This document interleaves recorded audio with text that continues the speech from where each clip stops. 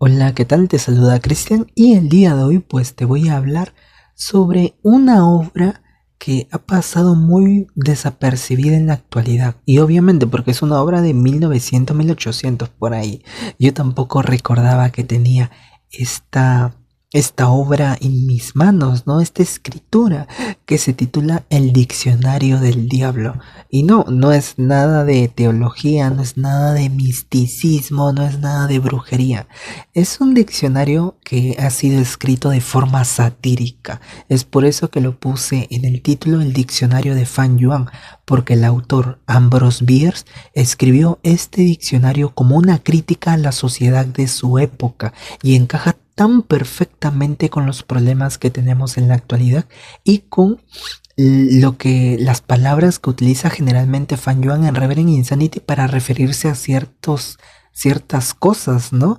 Es prácticamente si contrastas lo que pensaba Ambrose Bierce con cierta peculiaridad a la hora de responder de Fan Yuan, tú verás que están prácticamente en el mismo contexto, por así decirlo, en la misma línea.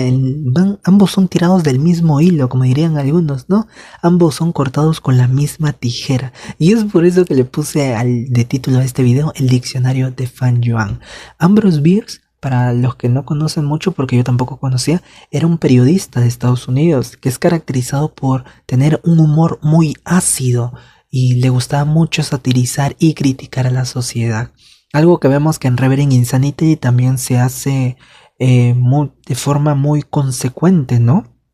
Obviamente no te lo dicen directamente, pero si tú sabes interpretar la obra, y incluso no es necesario ni siquiera ir a una filosofía muy profunda de la obra, donde tienes que hacer analogías muy extremas para que calce con nuestra sociedad, no. Simplemente con leerte algunos fragmentos podrás entender el contexto y podrás comprender cómo funcionan las relaciones humanas desde la perspectiva del autor de la novela. Y comparándolo con esta obra de Ambrose Bierce, pues calzan perfectamente. Ambrose Bierce lo critica desde el humor ácido y Reverend Insanity lo critica desde la historia de Fan Yuan. Así que, bueno, antes que nada, aquí hay un pequeño prólogo del cual resalté solamente una palabra, una oración importante que vendría a ser la siguiente.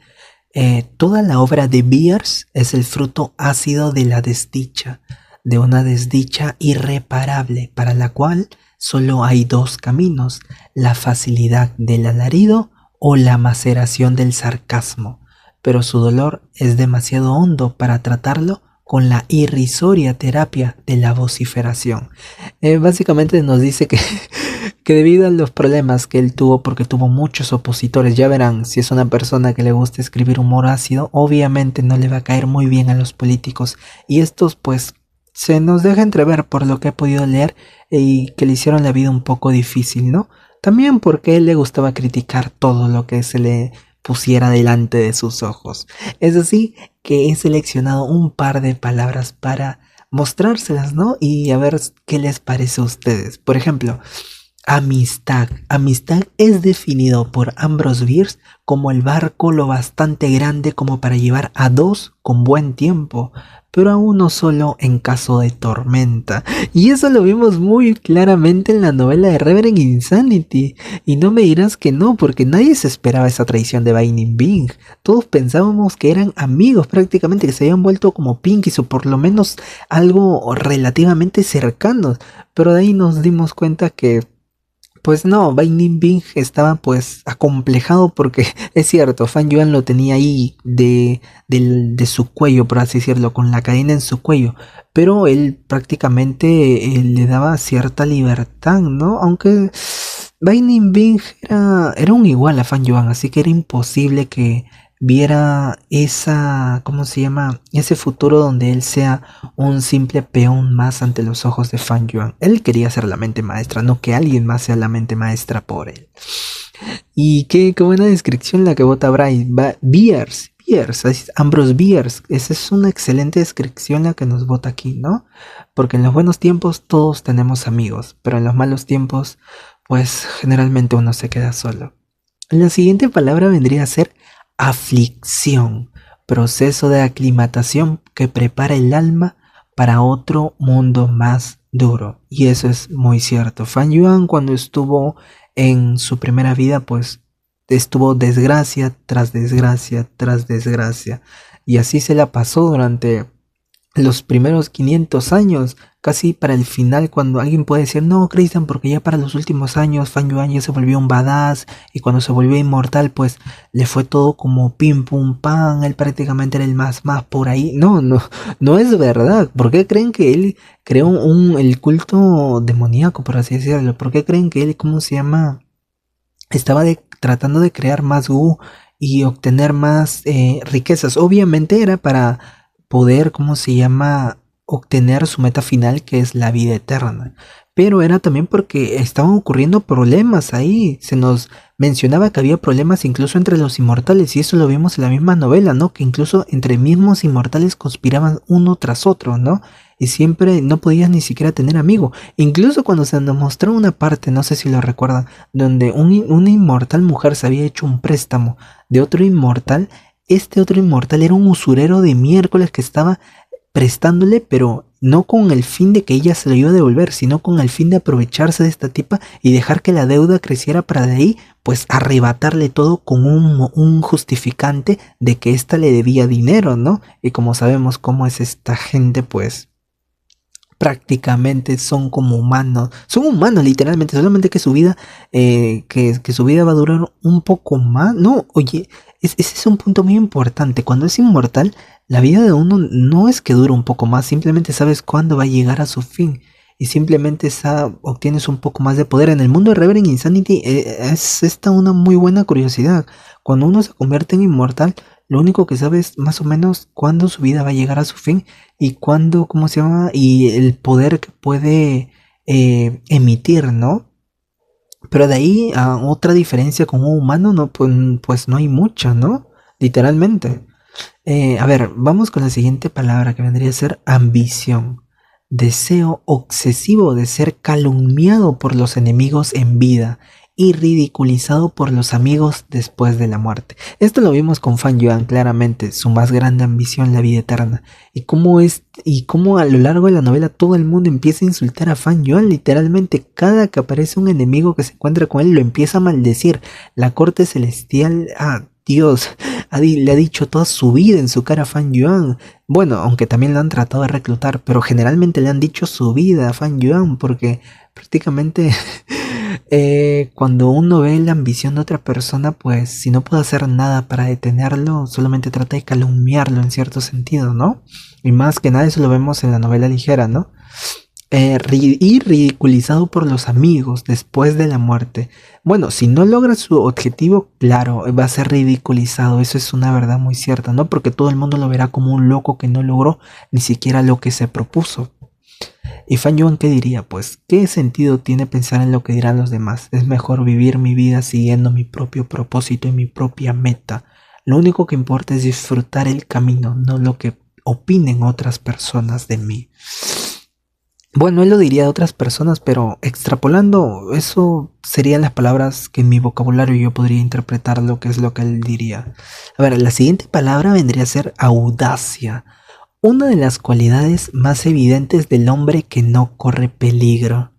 Fan Yuan es muy audaz, es verdad. Fan Yuan no ha entrado a ninguna pelea sin tener la debida preparación y sin tener más de un as bajo la manga. Te reto a que busques en la novela ligera una pelea donde no haya tenido preparación. Pero ojo, no peleas donde lo hayan emboscado, porque eso es muy diferente. Una cosa es meterte tú en una pelea solamente por que ¿cómo se llama? Porque quieras pelearte, y otra cosa es, ¿cómo se llama?, que te hayan emboscado, ¿no? Fan Yuan nunca se ha metido en una pelea solamente porque sí. Prácticamente él tiene un buen autodominio sobre su mentalidad y sobre él mismo y sobre sus capacidades, que es lo más importante. Y es una cualidad que nosotros debemos de copiarnos, saber cuáles son nuestras capacidades y en base a ellos idear planes para ciertos casos, por así decirlo. Ahora vamos con la siguiente palabra, que es calamidad. Recordatorio evidente e inconfundible de que las cosas de esta vida no obedecen a nuestra voluntad. Hay dos clases de calamidades, las desgracias propias y la buena suerte ajena. Oye, Bier se está pasando de lanza, ¿no? Está tirando factos tras factos. Y es muy cierto, en la novela de Reverend Insanity literalmente Fan Yuan nos dice eso, ¿no? De que no existe ninguna desgracia, simplemente es como lo dijo, es una oportunidad para crecer, porque cuando ocurría un evento, una desgracia, es cierto, si tú lo ves de esa forma, puede ser un gran revés en tu avance, pero si logras superarlo, puede llevarte a un lugar mucho más lejos del cual tú pensabas llegar. Y eso se ve más que nada cuando uno es inmortal. Cuando uno es inmortal atraviesa tribulaciones. En la novela ligera creo que esa es la palabra adecuada. Y si tú logras pasar estas tribulaciones y no destruyen tu apertura inmortal, pues obtienes lo que vendrían a ser marcas DAOs respecto a tu camino. Y eso te ayuda a obtener más poder y más dominio sobre los gusanos Gu de tu propio camino, obviamente. Y eso también lo aplicamos en la vida real, ¿no? Si tienes una empresa y ocurre un evento como un problema respecto ya sea la producción o la distribución de tu producto, pero tú logras superarlo a pesar de esa gran adversidad, pues obviamente ya vas a estar capacitado para enfrentar otros problemas y vas a poder manejar mucho mejor ese nicho. Y eso lo vemos en grandes empresas peruanas. Ustedes si quieren pongan un podcast sobre cómo se crearon algunas de los que vendría a ser el grupo Intercore, lo que vendría a ser Wong y no me acuerdo qué otras empresas que atravesaron pequeños reveses, en algunos casos grandes, ay, no me acuerdo el nombre de esta fábrica, pero que, o sea, llevaron varias fábricas a la quiebra. Eso es triste, ¿no? Porque llevaron varias fábricas a la quiebra, pero no se rindieron, sino que siguieron y sacaron otra fábrica. Y así estuvieron hasta que les llegó, porque ya habían fracasado tantas veces que ya sabían qué no hacer. Y literalmente, eso es literalmente lo que hace alguien cuando inventa algo, ¿no? Trata de llegar a esa idea que tiene sobre su invento, pero antes tienen que encontrar todas las formas en las cuales no se puede lograr ese invento. Es lo curioso, ¿no? Tienes que encontrar la forma correcta. Y quizás no la encuentres en el primer intento, en el segundo, sino en el décimo, en el octavo, de repente en el milésimo, ¿no? Pero es así, se trata solamente de constancia y de que uno siga ahí metiéndole punch. Así que no te rindas, vamos, tiene que ser constante. Recordemos que la calamidad no es otra cara, no es más que otra cara de la buena suerte. Ahora viene la siguiente palabra que es caníbal, gastrónomo de la vieja escuela que conserva los gustos simples y la dieta natural de la época preporcina. Acá me gusta como dice la palabra final preporcina porque generalmente, y ustedes también lo habrán escuchado por ahí, dicen que el sabor de la carne humana se parece mucho al del chancho, ¿no? Que es muy curioso eso, ¿no? Vaya dato interesante. Y Fan Yuan cuando trató de heredar la herencia del venerable salvaje, pues tuvo que consumir carne humana. Así que Reverend Insanity, uy, está relacionado con todo, ¿no? Dios, cada acto que no es visto bajo buenos ojos ha ocurrido en el mundo de Reverend Insanity. Y también en nuestro mundo real, ¿no? No hay que hacernos los locos. Los que se hacen los locos son los gobiernos, que están viendo que hay prácticas como estas que ocurren en la selva y en provincias alejadas, así como en algunas islas que pertenecen a ciertos países. ¿Y qué hacen ellos? Pues simplemente alejarse de ahí y decir, no, hay que proteger esos ambientes porque son reservorios humanos, ¿no? En la vida simplemente les están negando el acceso a esas personas para poder civilizarse. Y siempre hay alguien que por ahí puede decir, no, pero como tú quién eres para decir que esto es civilización y lo de ellos no es civilización. Bueno, yo soy alguien que no está pendiente de si va a salir a cazar o no y para ver si va a comer hoy. Sé que si me enfermo puedo ir al hospital, es cierto. Hay doctores de miércoles, pero también tengo acceso a internet donde hay miles de foros donde yo puedo investigar. También tengo acceso a YouTube donde puedo investigar. También tengo acceso a internet, a Google y a diversos medios. Puedo ir a una botica a preguntar. Puedo ver casos médicos de repente parecidos a los míos y curarme y tratar de sacar más o menos una idea de lo que tengo. O puedo ahorrar e irme a un especialista. Esas personas que han sido aisladas a propósito por la propia sociedad y por países no tienen ese acceso. Y bueno, eso sería todo. Chau.